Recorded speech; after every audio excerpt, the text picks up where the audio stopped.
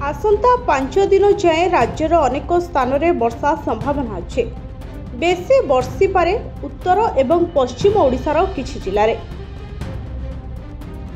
जुलाई 5 रु वर्षा परिमाण कमी पारे, हेले समग्र जुलाई मासरे राज्य में भल वर्षा संभावना रही।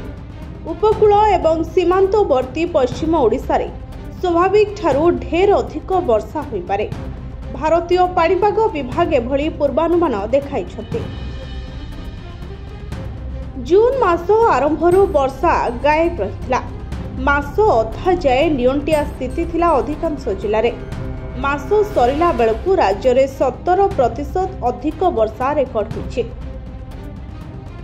पाणीपागर ताजा पूर्वानुमान हैला लघुचाप प्रभाव रे राज्य रे वर्षा जारी रहितबा बेले मंगलवार राज्यर अनेक स्थान में हालुकारु मध्यम धरणर वर्षा होई पारे।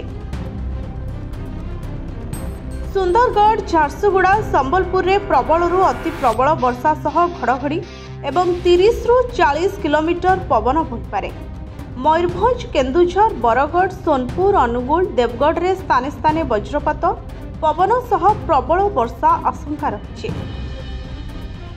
सेहीपरि बालेश्वर, भद्रक, जाजपुर, केन्द्रापड़ा, कटक, जगतसिंहपुर, पुरी, खोर्धा, नयागढ़, गंजाम, गजपति, ढेंकानाल रे वज्रपात और पवन मध्य होई पारे। बुधवार पर्यंत राज्य में वर्षा संभावना थिबा बेले मयूरभंज, सुंदरगढ़, झारसुगुड़ा, केन्दुझर समेत उत्तर एवं पश्चिम ओडिशा रे बेसी वर्षा आशंका रहुछि। अन्यपटे पाणीपाग विभाग पक्षरु जुलाई मास पई जारी होइथिबा पूर्वानुमान रे दर्शा जायछि एही मासरे देश में स्वाभाविक ठारू अधिक वर्षा संभावना अच्छे।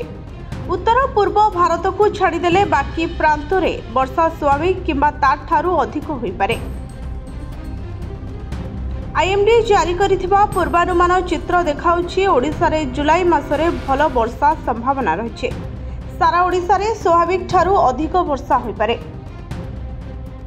विशेषकर समुद्र संलग्न उपकूलवर्ती जिला और पार्श्ववर्ती अंचल और सीमांतवर्ती पश्चिम ओडिशा रे स्वाभाविक ठारू ढेर अधिक वर्षा संभावना अच्छे।